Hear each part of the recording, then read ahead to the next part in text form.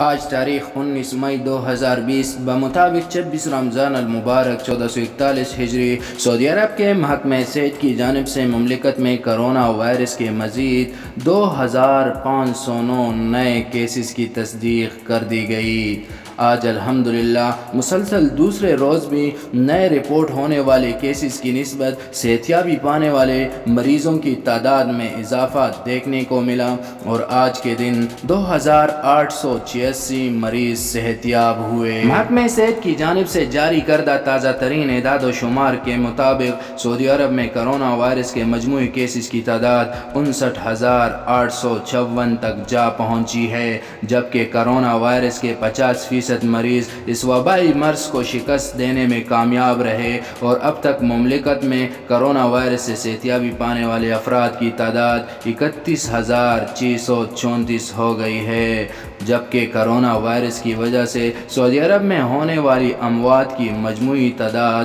329 تک جا پہنچی۔ جاری کیے جانے والے رپورٹ کے مطابق آج کے دن مملکت میں کرونا وائرس کے سب سے زیادہ کیسز الریاض 730، جدہ 526، مکہ مکرمہ 385، مدینہ منورہ 296، الحفوف 117، الطائف 66، الخبر 37، الجبیل 36، الدہران 19، حزم الجلامت 18، تبوک 16، بریدہ اور شگرہ میں 12، الخرج 10، محائل اسیر اور نجران 9، نمرہ 8، حائل 7، وادی الدواسر میں بھی 7، یمبو میں 6، جبکہ خمیس مشید اور الکویمہ میں 5 نئے کیس سامنے آئے۔ دیگر شہروں میں الجفر، راس تنورہ، الدرعیہ میں 4، بقیق، سلیث، عرعر، ہوتا بن تمیم میں 3، النعیریہ، شرورہ، صادق، الدلم میں 2، جبکہ ریاض الخبرہ، خیبر، میسان، ام الدوم، دلم، رابغ، الباہا،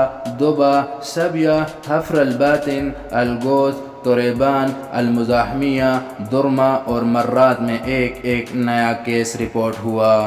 کرونا وائرس کے حوالے سے عوام تک درست معلومات اور آگاہی پہنچانے کی غرض سے وزارت صحت کے ترجمان نے www.covid19awareness.sa کے نام سے ایک نئے ویب سائٹ کے آغاز کا اعلان بھی کیا۔